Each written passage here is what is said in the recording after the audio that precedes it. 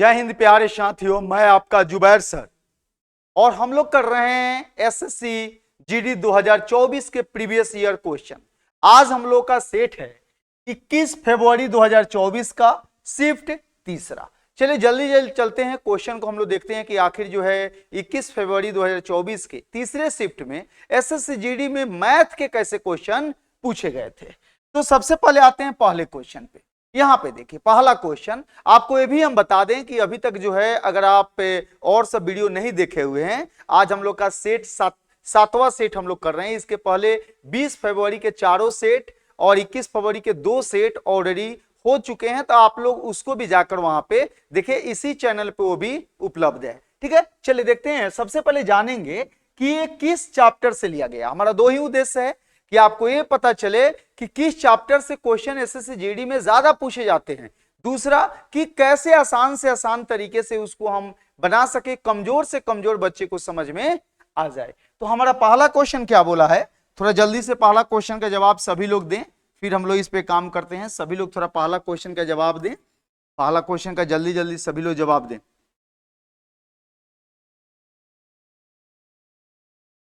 चलिए क्या बोला है, बोला है कि एक विद्यार्थी के 6 विषयों में प्राप्त अंक, औसत अंक 75 है। यानी 6 विषय में उसको कितने अंक मिले हैं, तो 75 मिले हैं। तो 75 में 6 से गुना कर देंगे तो उसके कुल अंक हमको निकल जाएंगे। क्या बोला है, 6 विषयों में प्राप्त औसत अंक 75 है। 6 विषय में औसत अंक 75 है, तो 75 में 6 से गुना कर देंगे तो उसको कितना टोटल अंक मिला 6 विषय में, ये हमारा क्या हो जाएगा, निकल जाएगा। तो यहां पे कर लेंगे 6 पचे 30 हो गया और 7 छक 42 और 42 3 कितना हो गया 45। यानी टोटल उसको 6 विषय में उसको 450 अंक मिले। अब क्या बोल रहा है, यदि उस विद्यार्थी को एक विषय में 80 अंक प्राप्त होते हैं तो शेष विषयों में प्राप्त कुल अंक कितने हैं। एक में उसको 80 मिला है, यानी 6 विषय में जो है उसमें एक विषय में उसको 80 मिला है, तो इसमें से 80 हम क्या करेंगे, घटा देंगे तो शेष का निकल जाएगा। जो 5 विषय हैं उनका हमारा निकल जाएगा, 0 हो गया, यहाँ पे 7 हो गया और 3, यानी 5 विषय में जो है उसको 370 अंक मिले हुए हैं। 5 विषय में कितने अंक मिले हैं, 370। और हमारा आंसर होगा डी। हमारा आंसर कौन सा होगा, डी। चलिए जल्दी करते हैं, दूसरे क्वेश्चन को देखते हैं कि दूसरा क्वेश्चन हमसे कैसे पूछा हुआ और किस चैप्टर से लिया गया है। बोला है एक वस्तु 40% और 50% की 2 क्रमिक छूट के बाद 204 रुपया में बेची जाती है, तो वस्तु का अंकित मूल्य क्या है। तो अंकित मूल्य अगर x मान लें, क्योंकि जो भी छूट होता है, ये जानकारी होगा आपको कि जो भी छूट होता है ना वो अंकित मूल्य पे होता है। जो भी छूट दिया जाता है किस पे दिया जाता है, अंकित मूल्य पर दिया जाता है। तो हमारा छूट कितना है 40%, मतलब बेचा कितना में 60%। आप मुझे बताओ कि आप कोई किताब खरीदने गए और दुकानदार आपको 40% का छूट दिया, इसका सीधा मतलब है कि वो आपको 60% में बेचा। वैसे ही 50% के छूट दिया तो 50% में बेचा, और वो बेचा कितना है 204 में।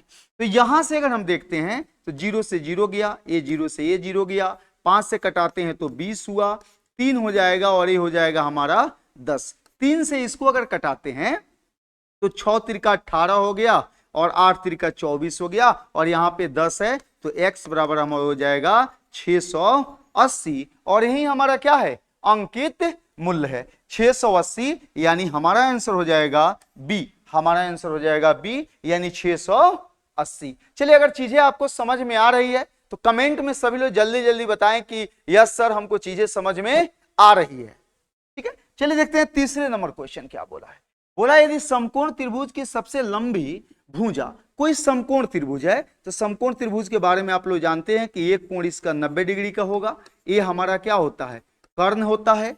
ये हमारा क्या होता है, लंब होता है। और ये हमारा क्या होता है, आधार होता है। और इस चीज को आप जानते हैं, इसको हम H लिखते हैं, इसको जो है हम लोग B लिखते हैं,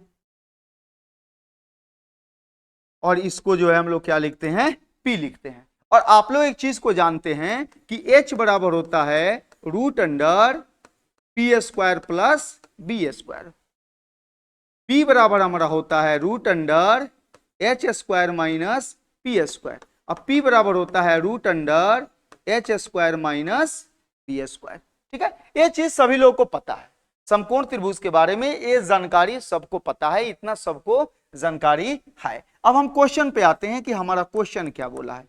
क्वेश्चन बोला एक समकोण त्रिभुज की सबसे लंबी भुजा, सबसे लंबी भुजा कहने का मतलब है कर्ण, सबसे लंबी भुजा कहने का मतलब है कर्ण, यानी कर्ण कितनी है 17 है और ऊंचाई 15 है। ऊंचाई कितना है 15 है। तो इसको हम क्या करेंगे, निकाल लेंगे, इसको आराम से निकाल सकते हैं। बी निकालने क्या बताएं, H square minus P square. तो H square minus P square 15 का स्क्वायर, तो 17 का स्क्वायर 289 होता है, 15 का 225 होता है। तो यहां हमारा आ गया 4, यहां हमारा कितना आ गया देखिए तो 6, यानी हमारा कितना हो गया 64। यानी बी और ए हमारा रूट में होता है, ए हमारा किस में होता है रूट में होता है। तो 64 का रूट करेंगे तो हमारा आ गया 8, यानी बी बराबर हमारा कितना आ गया 8 आ गया। अब क्षेत्रफल कह रहा है तो क्षेत्रफल होता है 1/2 आधार। इसका क्षेत्रफल क्या होता है पहले समझिए, 1/2 इंटू बी इंटू आधार, बी इंटू पी, या इसको आप हिंदी में लिख लीजिए ऐसे, क्षेत्रफल जो होगा हमारा 1/2 गुने लंब गुने आधार, लंब गुने आधार। तो हमारा लंब कितना है 15, आधार कितना है 8, तो इसको कट करेंगे कितना हो गया 4, 15 चौका 60, और सीएम में है तो सीएम का स्क्वायर, और यही हमारा हो जाएगा 60 सीएम का स्क्वायर। हमारा आंसर हो जाएगा डी। उम्मीद है कि सभी लोगों को बहुत ही बेहतरीन तरीके से चीजें समझ में आ रही होगी, क्योंकि मेरा एक ही उद्देश्य है कि कमजोर से कमजोर बच्चा को मैथ समझ में आए, इसलिए आप लोग को और भी चीजें जो है उसको हम लेके चलते हैं कि किसी भी बच्चा को कोई दिक्कत नहीं हो। देखिए एसएससी जीडी में मैथ को लोग छोड़ देते हैं, लेकिन उनको जानना चाहिए कि मैथ सबसे ज्यादा स्कोरिंग सब्जेक्ट है, और मैथ ऐसा है कि आपसे बन जाएगा। जीडी के क्वेश्चन बहुत भारी नहीं होते, लोग डरा डरा के आप लोग को ऐसे कर दिया है कि आप मैथ पढ़ना छोड़ दिए हैं, आप सोच रहे हैं मैथ नहीं पढ़ेंगे तब भी हो जाएगा, लेकिन मैथ आसान होता है, अगर उसको बनाइएगा तो उसमें आराम से आप 15 क्वेश्चन कर सकते हैं। माने जो नॉर्मल बच्चा उसको हम बोल रहे हैं, इस तरह तो लोग 20 में 20 करते हैं। ठीक है, चलिए देखते हैं क्वेश्चन 4 में। क्वेश्चन 4 में क्या बोला, आपको 4 में क्या बोला क्वेश्चन, ही बात को समझो। P माइनस क्यू बराबर कितना है 9, और P square plus Q square बराबर 127, और हमसे पूछा है कि बताओ भाई P और Q का मान क्या होगा। बहुत ही आसान है, अलजेब्रिक फार्मूला से क्वेश्चन आपका लिया गया है, अलजेब्रिक फार्मूला का एक क्वेश्चन है और बहुत ही आसान है। अगर P माइनस क्यू का अगर होल स्क्वायर हम करें तो हो जाएगा P square plus Q square minus 2PQ। क्या इसको हम नहीं लिख सकते हैं क्या? अब बताओ किसी को अगर a प्लस बी का होल स्क्वायर पता नहीं है तो उसको जो है क्या करना चाहिए, टेम्पू के नीचे आके क्या करना चाहिए, कचड़ाना चाहिए, मरना नहीं चाहिए, कचड़ाए कि उसके देह में दर्द हो, उसको चीजें समझ में आए। ठीक है, a माइनस बी का होल स्क्वायर क्या होता है भैया, A square plus B square minus 2ab। ये चीजें है जो जैसे आपका नाम पता है होता है ना, नाम फादर्स नेम मदर्स नेम, वैसे ये फॉर्मूला कुछ है जिस जो किसी भी बच्चा को पता होता है, जो पढ़ा है नहीं पढ़ा है उससे मतलब नहीं है। तो वही कर दिए a माइनस बी का होल स्क्वायर, तो p माइनस क्यू का होल स्क्वायर। अब इसका मान दिया हुआ है, कितना दिया है भाई देखो तो, p माइनस क्यू का 9, तो इसका हो गया 81। इसका मान दिया है, कितना दिया है 127। अब देखो एक बात को इधर उठा के लाते हैं तो 2PQ बराबर, ये प्लस है उधर जाएगा तो 127 में से 81 घट गया, तो यहां पे हो गया हमारा 6 और यहां पे हो गया 4, और 2 से कटाएंगे तो हमारा हो जाएगा 23, यानी P और Q के मान हमारा कितना हो जाएगा 23। और जल्दी से ऑप्शन में मार दो, कौन सा हो जाएगा सी, ऑप्शन में कौन सा हो जाएगा सी। चलिए अगर चीजें समझ में आ रही है तो कमेंट में बताएं कि चीजें सर समझ में आ रही है। हम चलते हैं क्वेश्चन नंबर 5 की ओर। क्वेश्चन नंबर 5 में क्या बोला है देखना है, बोला है किसी संख्या का 27% उसी संख्या के 13% से, मान लो कोई संख्या है जिसका 27% जो है उसी संख्या के 13% से, किसी संख्या का जो 27% है उसी संख्या के 13% से 56 अधिक है। तो सीधा बात है भाई 27% हमेशा 13% से अधिक होगा अगर संख्या वही है। कितना अधिक है बताओ, कितना अधिक है बताइए, कितना अधिक है 14%। 14% अधिक हुआ। अब अधिक कितना है 56, तो 1% का मतलब कितना हुआ 14 चौका 56, 100% का मान कितना हो जाएगा हमारा तो 400। कितना आसान क्वेश्चन। जीडी के क्वेश्चन जो है आप प्रीवियस से 2024 के हम कर रहे हैं, ऐसा नहीं क्वेश्चन इधर उधर कर रहे हैं, सारे क्वेश्चन जो है आपका 21 फरवरी 2024 के थर्ड शिफ्ट जो है तीसरा शिफ्ट है उसका हम लोग क्वेश्चन कर रहे हैं। पूछा है बच्चों ने किया है, तो मैथ से डरना नहीं है। मैथ ही एक ऐसा सब्जेक्ट है जो आपको रिजल्ट आपका जो है कराएगा, और जगह आप फंस जाइएगा लेकिन मैथ आपका पक्का रिजल्ट कराएगा, क्योंकि इसमें कंफर्म चीजें होती है, बना दिए सही हो गया तो सही हो गया, और इससे भागना नहीं है। हम आप लोग के लिए हैं, भागना नहीं है, हम लोग मिल के काम को करेंगे। इसलिए तो इतना प्यार से चीजों को आपको समझा रहे हैं कि सब चीज गुना भागा सब करके बताते हैं कि हर बच्चे को चीजें समझ में आए। ठीक है, चलिए यहां पे हम लोग का आंसर कौन सा हो जाएगा डी। अब चलते हैं क्वेश्चन नंबर 6 की ओर। 6 में क्या बोला है, देखो 6 में बोला है कि क्वेश्चन में थोड़ा सा सुधार की जरूरत है। क्वेश्चन हमारा क्या है, इस चीज को समझते हैं। 2 के पावर 3 गुने 3 के पावर 5 है, और यहाँ 2 के पावर 4 गुने 3 के पावर 6 है। 2 के पावर 4 है और 3 के पावर कितने हैं 6 है। हमारा क्वेश्चन ये है, ये क्वेश्चन हमारा है। टाइपिंग में थोड़ा सा गड़बड़ हो गया है, कोई दिक्कत नहीं है, चीजों को समझिए। 2 के पावर 3 गुने 3 के पावर 5। अब समझिए एलसीएम का मतलब क्या होता है। एलसीएम का मतलब होता है मैक्सिमम पावर, बड़ा से बड़ा पावर लेना है, और एचसीएफ का मतलब क्या होता है मिनिमम पावर, छोटा से छोटा पावर। ठीक है, एलसीएम का मतलब क्या होता है मैक्सिमम पावर, बड़ा से बड़ा पावर, और एचसीएफ का मतलब क्या होता है मिनिमम पावर यानी छोटा से छोटा पावर। ठीक है, चलो यहां देखो हमको निकालना है एचसीएफ, तो छोटा पावर लेंगे। तो 2 का पावर 3 है, 2 के पावर 4 है, तो कितना हो गया 2 के पावर 3। अरे 3 और 4 में कौन बड़ा है, 3 और 4 में कौन बड़ा है 4, हमको चाहिए छोटा ना, तो 2 के पावर 3 ले लिए। यहाँ 3 के पावर 5 है, 3 के पावर 6 है, तो 3 के पावर क्या ले लेंगे 5 ले लेंगे, यानी 2 के पावर 3 अगुने 3 के पावर 5 जो है हमारा एचसीएफ हो जाएगा 2 के पावर 3, तो 2 के पावर 3 और 3 के पावर 5 हमारा आंसर हो जाएगा सी। थोड़ा क्वेश्चन में जो है टाइप गड़बड़ हो गया था। ठीक है, चलिए देखते हैं क्वेश्चन नंबर 7 क्या बोला। बोला यदि किसी घड़ी का वास्तविक मूल्य 500 है, यानी क्रय मूल्य, वास्तविक मूल्य मतलब क्या है क्रय मूल्य, और इसमें पहले 10% की वृद्धि की जाती है और फिर 15% की कमी की जाती है। पहले क्या हुआ कि 10% की वृद्धि की गई और फिर 15% की कमी की गई, तो घड़ी का अंतिम मूल्य क्या है, यानी 500 रुपया दाम था, और उसमें पहले जो है 10% की वृद्धि हुई, तो 110 बटा 100, वृद्धि का मतलब 100 में क्या करना जोड़ना, फिर 15% की कमी हुई, कमी का मतलब 100 में से घटाना, तो 85 बटा 100।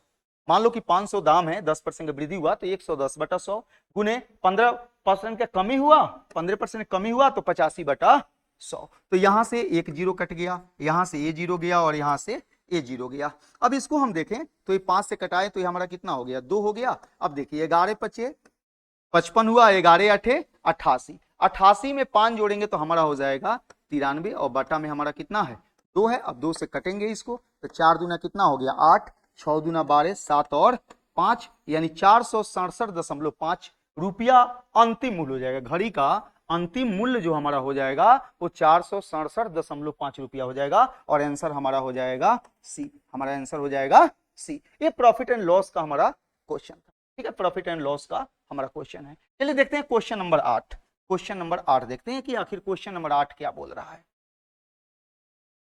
देखिए 8 नंबर क्वेश्चन देखने में बहुत लंबा चौड़ा दिया है, परेशान नहीं होना है। टाइम एंड वर्क का क्वेश्चन है, टाइम एंड वर्क का क्वेश्चन है, आराम से इसको प्यार से चीजों को बनाना है। अगर डाटा लिखना सीख गए तो क्वेश्चन आपसे बन जाएगा। हिम्मत थोड़ा कीजिएगा मैथ में, आप अच्छा आपका मैथ हो जाएगा, और मैथ के बिना रिजल्ट नहीं होगा। मैथ करना ही पड़ेगा आपको, और करने के लिए उसको पढ़ना ही पड़ेगा। इस अपने दिमाग में इस चीज को सेट करना है।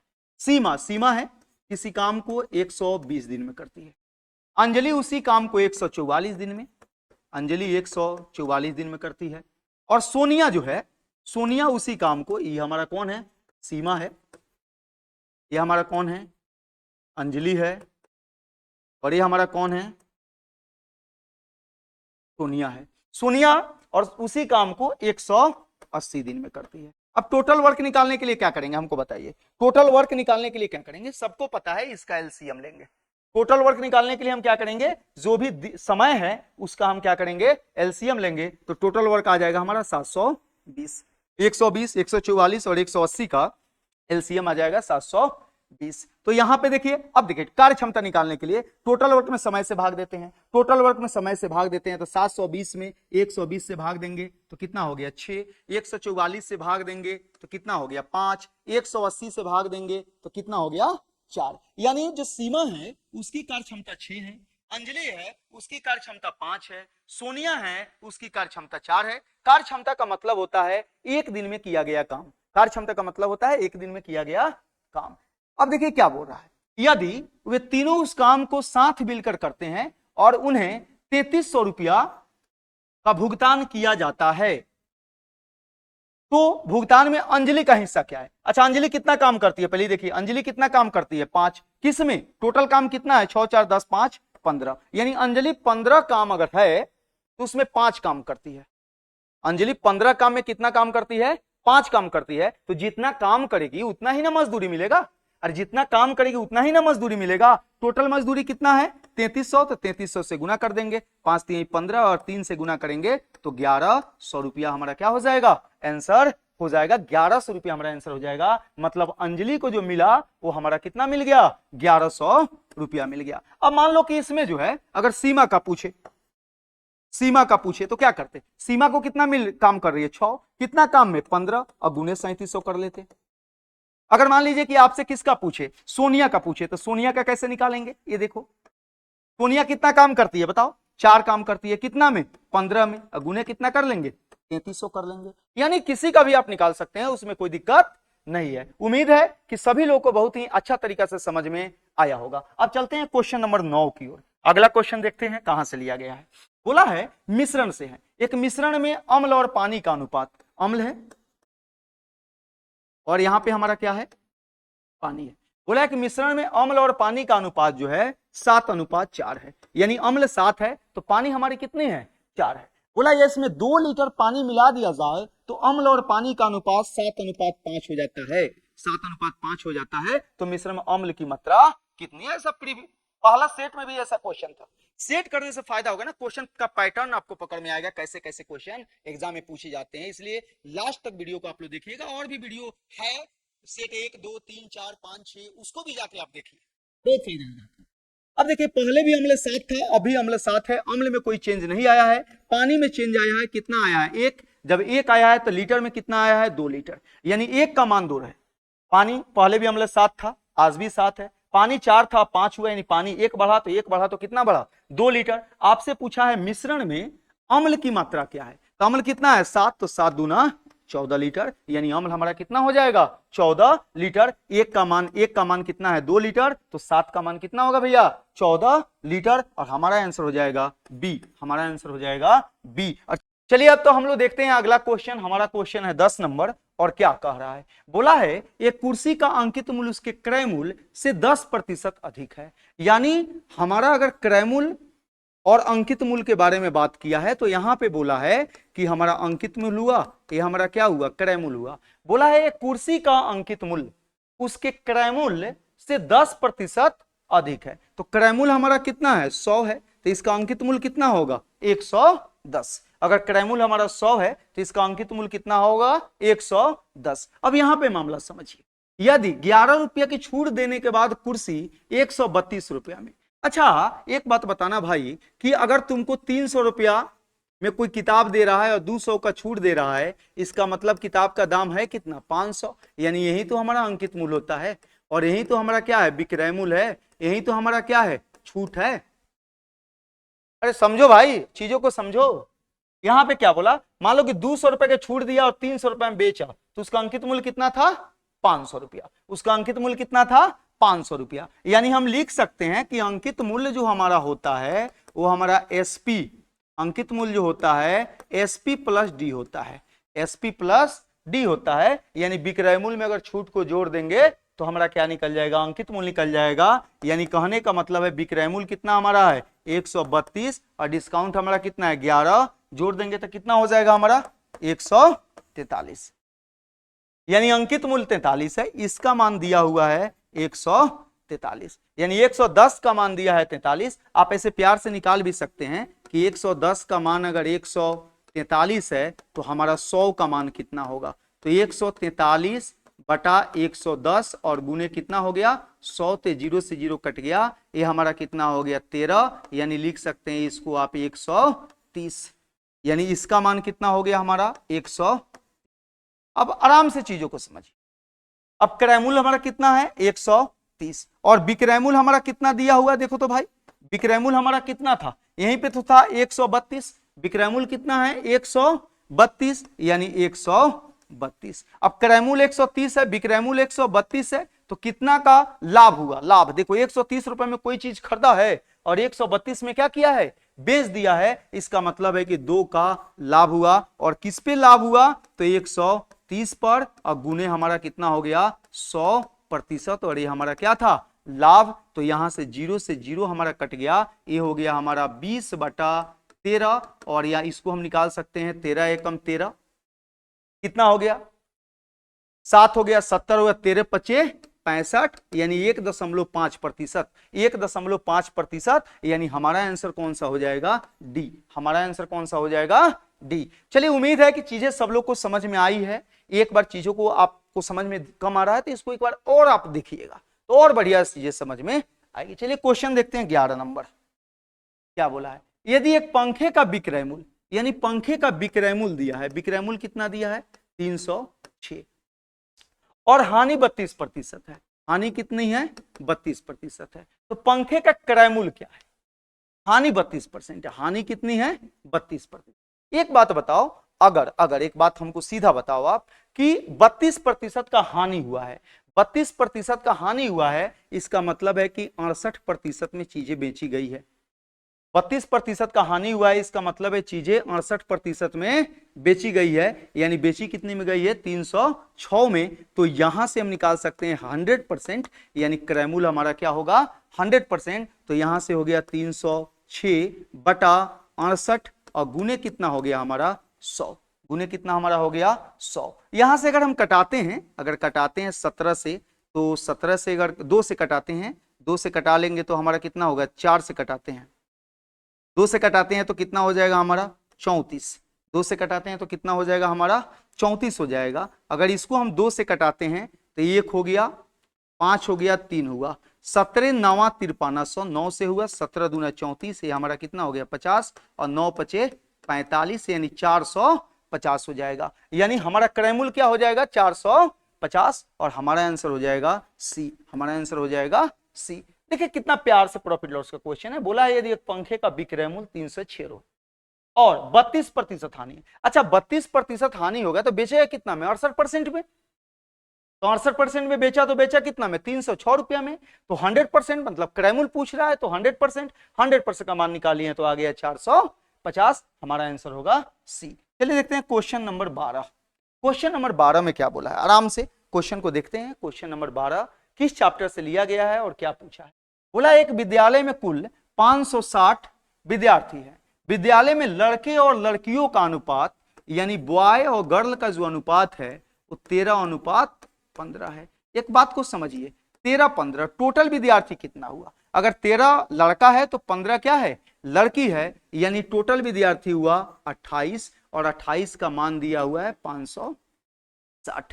तो एक का मान हमारा कितना हो गया, एक का मान हम निकाल लेंगे, एक का मान निकाल लेंगे तो 28 से अगर इसको हम कटाते हैं 14 चौका 56 और यहाँ पे हो गया 14 दूना 2 हो गया, तो यहाँ पे हो गया हमारा 20।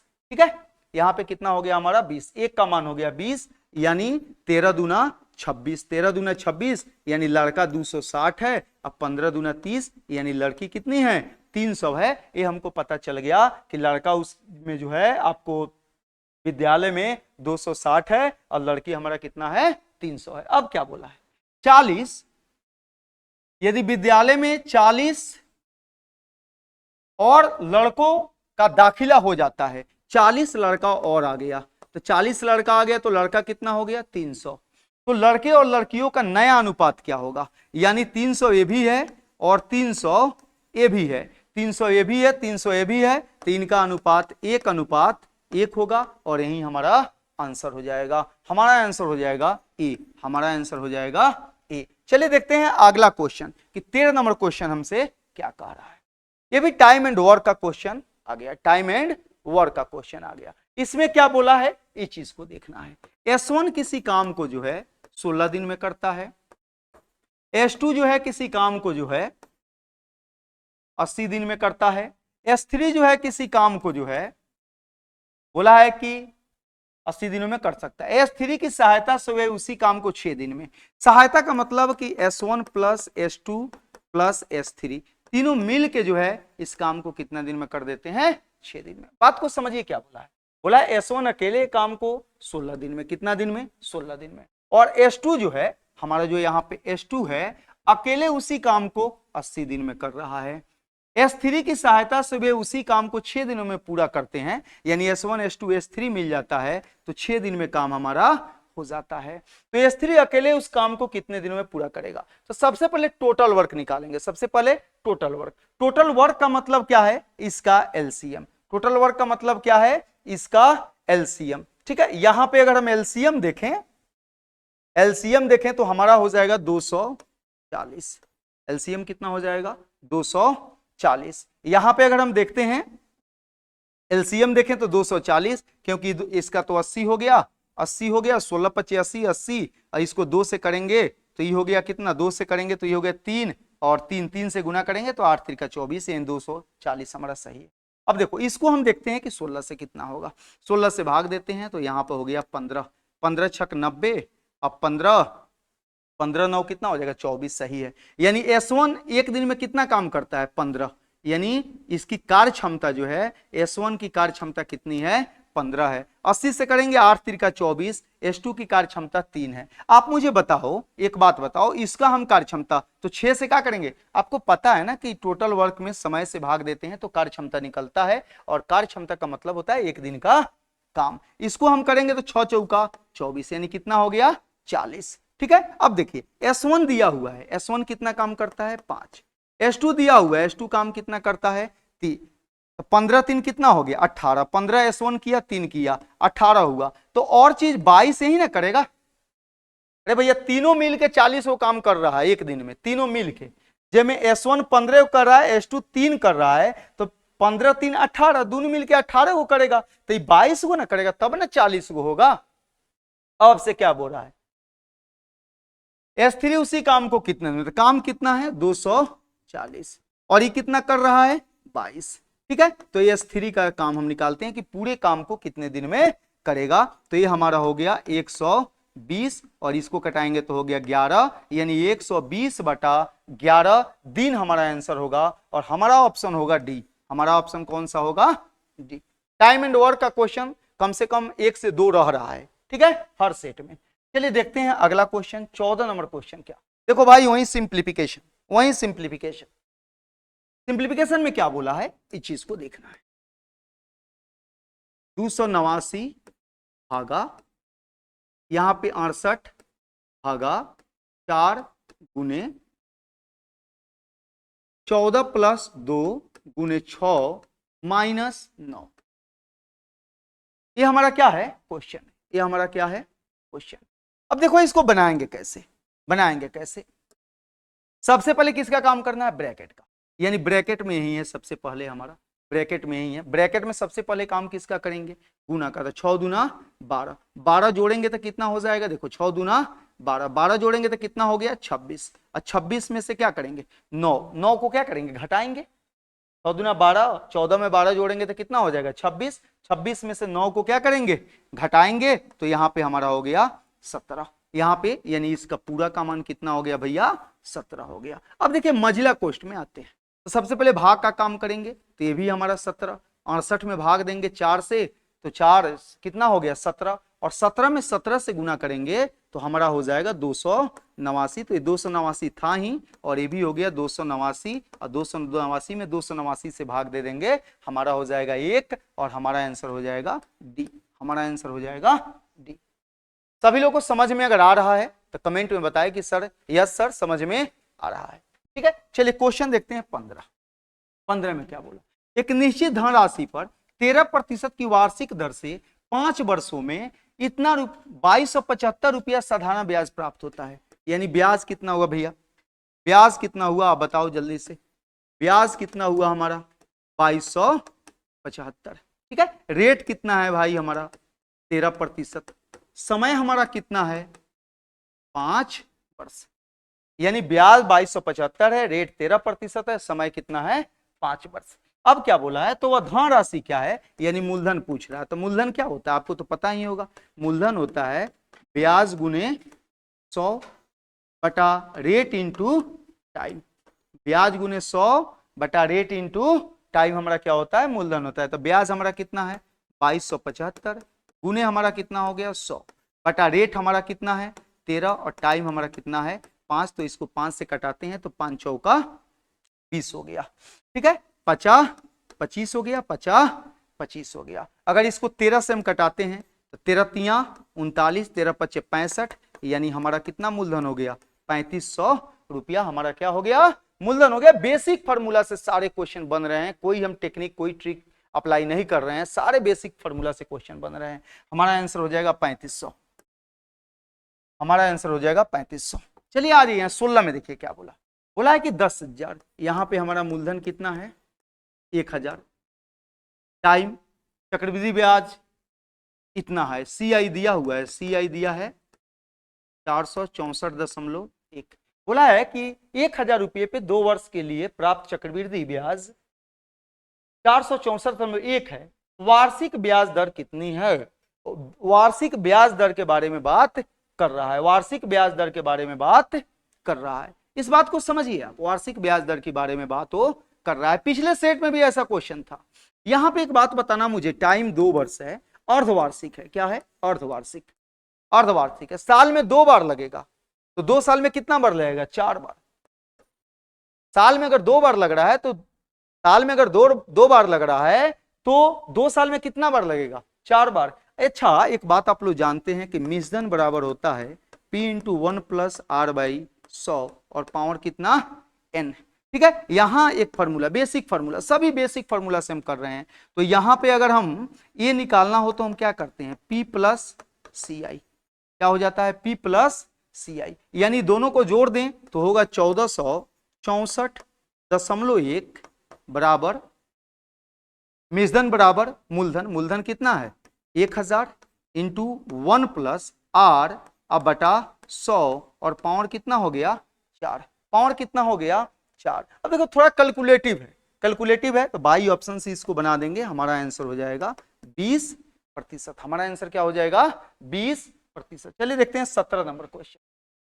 17 नंबर क्वेश्चन में क्या बोला है भैया समझिए, बोला है TUV का औसत, 3 लोग हैं यानी तीनों का औसत जो है कितना है 42 है, समझना TUV का औसत 42 kg है, यानी तीनों का औसत 42 है, तो इसमें 3 से गुना कर देंगे तो 3 दूना 6 और 4 तिहाई 12, यानी योग कितना हो गया 126, योग कितना हो गया 26। अब क्या बोला है, यदि T और U का औसत 40 है, यह हमारा क्या है थोड़ा लिख भी दे रहे हैं, TUV ये तीनों है, इसका तीनों का औसत कितना है 126। अब बोल रहा है कि T और U का जो है यानी 2 जो है इसका औसत 40 है, तो 40 गुने 2 कितना हमारा हो गया 80। अब बोला है U और V का, E और V का यानी 2 है, EV का औसत कितना है 36, 36 दूना कितना हो गया 72। एक बात को समझना है भाई, एक बात को समझना है कि तीनों का औसत जो TUV है उसका जोड़ कितना है 126, T और U का जोड़ कितना है 80, U और V का जोड़ कितना है 72। आपसे क्या बोला है, तो U का भार क्या है, बेहद आसान क्वेश्चन, बेहद आसान। आप बताओ ना मुझे, आप मुझे बताओ कि यहाँ पे TUV है, TUV है, तीनों है और तीनों का जोड़ हमारा 100 क्या है 26 है, जिसमें T और U का है, तो V का क्या होगा, V का क्या होगा मुझे बताओ, हम तीनों का निकाल रहे हैं, कोई जल्दीबाजी नहीं है। अगर तीनों का जो है, एक बात को समझो, अगर तीनों का जोड़ 100 कितना है 26 है, जिसमें T और U का 80 है, तो V का क्या होगा, तो 126 में से 80 को घटा लेंगे तो V का हो जाएगा हमारा 46। V का कितना हो गया 46, V का कितना हो गया 46। अब देखो यहां पे U और V का 72 है, U और V का 72 है, तो यहां से T का भी हम क्या कर सकते हैं निकाल सकते हैं, तो इसमें से घटा लेंगे 126 में से 72 को क्या करेंगे घटा लेंगे, तो ये हो गया हमारा 4 और इसमें घट गया तो ये हमारा हो गया 5, यानी हो गया हमारा 54। अब देखो तीनों का जोड़, थोड़ा सा हम सबका निकाल के आपको बता दे रहे हैं, हड़बड़ाना नहीं है, डायरेक्ट यू का भी निकाल सकते थे, कोई दिक्कत नहीं है। अच्छा, तीनों का जोड़ कितना है? 126। तीनों का जोड़ कितना है? 126, जिसमें दो का जोड़ कितना है? देखो तो, दो का जोड़ कितना है? 6 4 10, 5 4 9 1 10, 100 है। दो का जोड़ कितना है? 100। तो हमारा यू का जोड़ कितना होगा? यू का जोड़ कितना होगा? 126 में से 100 को घटा लेंगे तो हमारा हो गया 26 kg, और यही हमारा क्या हो जाएगा? आंसर हो जाएगा। इतना समझाने का एक ही मतलब था कि कमजोर से कमजोर बच्चा को भी मैथ समझ में आ जाए, बस एक सीधा मतलब था। चलिए देखते हैं अगला क्वेश्चन, क्वेश्चन नंबर 18। क्या बोला? निम्नलिखित में से कौन सी संख्या 11 से विभाज्य है? इसी में जो है सेकंड शिफ्ट में भी विभाज्य वाला क्वेश्चन जो है आपको पूछा था।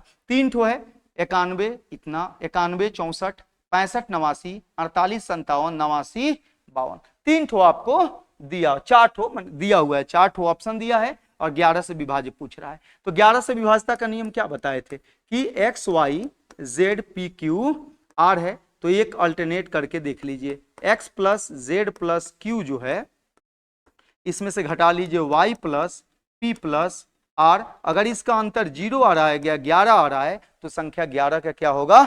मल्टीपल होगा। संख्या क्या होगा भैया? 11 का मल्टीपल होगा। अब चीजों को देखिए, यहां पे कितना हो गया? 9 6 15 और 3 1 4। अब इसको चेक करना होगा डायरेक्ट, यहां पे देखिए कितना हो गया? 8 8 6 14 और 9 2 11, इसको भी चेक करना होगा। यहां पे देख लीजिए कितना हो गया? 8 8 6 14 9 5 14, तो ये तो पॉसिबल है ही नहीं, विभाज्य है। अच्छा विभाज्य है, तो ये तो विभाज्य है, ये तो विभाज्य है। ये देख लीजिए कितना? 5 4 9 और 15, ये भी विभाज्य नहीं है, ये भी नहीं है, ये भी नहीं है, तो हमारा आंसर कौन होगा? बी। हमारा आंसर कौन हो जाएगा? बी। इसी कंसेप्ट से चीजों को हम देख लिए। चलिए देखते हैं अगला क्वेश्चन, क्वेश्चन नंबर 19। क्या बोल रहा है? और क्वेश्चन लिया गया है ट्रेन से। क्वेश्चन कहां से लिया गया भैया? ट्रेन से। क्या बोला है कि दो लड़के एक 900 मीटर लंबे पुल के विपरीत छोर पर, एक पुल है ऐसे जिसकी लंबाई कितनी है? 900 मीटर। दो लड़के हैं, एक इधर है और एक लड़के इधर। क्वेश्चन समझ जाइएगा तो बन जाएगा, क्वेश्चन आसान होता है, समझने का देर है, समझ जाइएगा तो बन जाएगा। दो लड़के एक 900 मीटर लंबे पुल के विपरीत छोरों पर खड़े हैं।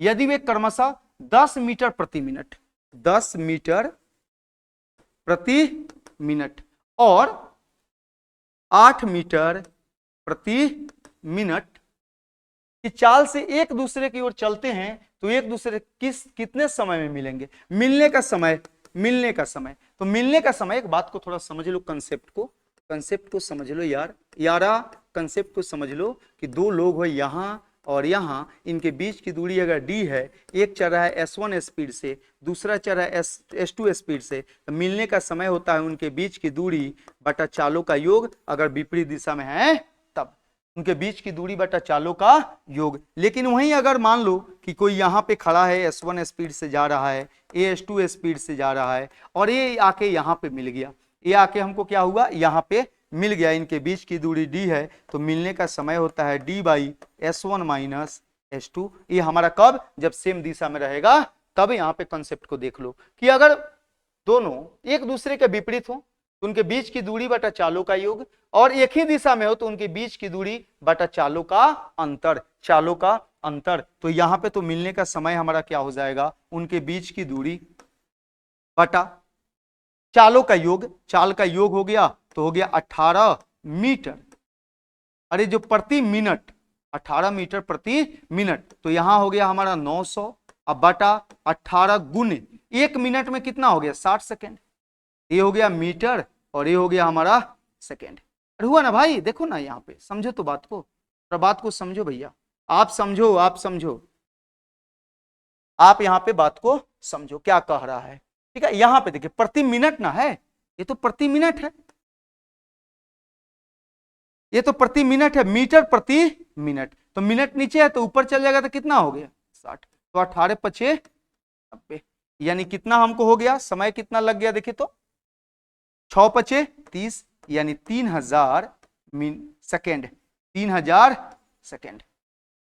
कितना लग गया? 3000 सेकेंड। या आप इसको ऐसे भी बोल सकते थे कि आप नहीं भी चेंज करते तो बोल देते, मिनट में ही अगर जवाब देना है तो कोई दिक्कत नहीं है। ये मीटर में है और एक मीटर प्रति मिनट है, तो 18 5 90 50, यानी मीटर से मीटर कट गया यानी 50 मिनट।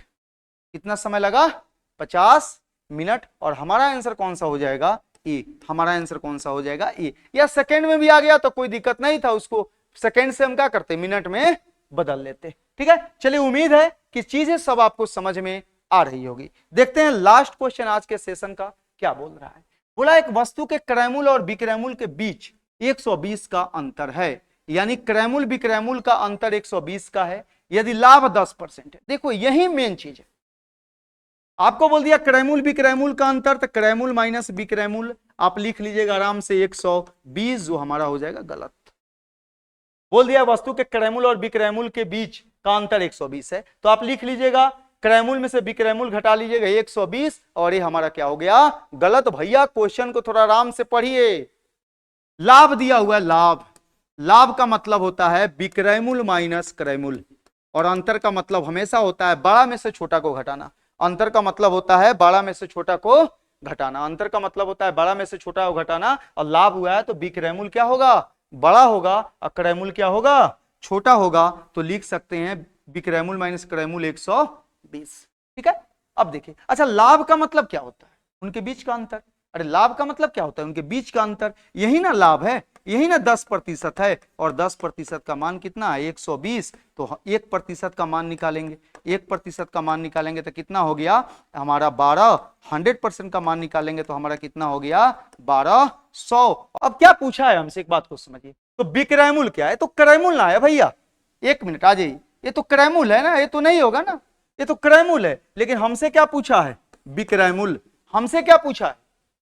विक्रयमूल्य। हमसे क्या पूछा है? विक्रयमूल्य। तो विक्रयमूल्य हमारा 10% लाभ ना है, तो हमारा जो है 10% लाभ है, यानी 1200 है। इसका 10% लाभ तो 110 बटा 100, यानी 0 से 0 कट गया, 0 हो गया। 11 दूना 22, यानी 1320 रुपया, और हमारा आंसर हो जाएगा ए। अगर क्रयमूल्य पूछता, हम क्यों 100% पे क्यों इसको टिक मारे हैं? इसका रीजन है, अगर क्रयमूल्य पूछता तो आंसर होता 1200, लेकिन पूछा है विक्रयमूल्य, तो क्रयमूल्य निकाल लिए तो आराम से विक्रयमूल्य हमारा निकल जाएगा। आप इसको 1 सेकंड में बना सकते हैं, आप 1 सेकंड में बना सकते हैं कि दोनों का अंतर कितना का? 10% का। मान है 120, तो हमको 110% निकाल दीजिए, क्योंकि क्रयमूल्य अगर 100 है तो विक्रयमूल्य 110 होगा। तो यहां पे हम निकाल देंगे तो कितना हो गया? 120 बटा 10 और गुने 110, 0 से 0 कट गया, और ये हो गया 1320। आप ऐसे भी निकाल सकते हैं, लेकिन मेरा उद्देश्य सीधा है कि कमजोर से कमजोर बच्चा को भी मैथ समझ में आए। अगर सेशन अच्छा लगा हो तो आप कमेंट करके जरूर बताइएगा कि कैसा आप लोगों को सेशन लगा। सभी लोगों को जय हिंद, जय हिंद।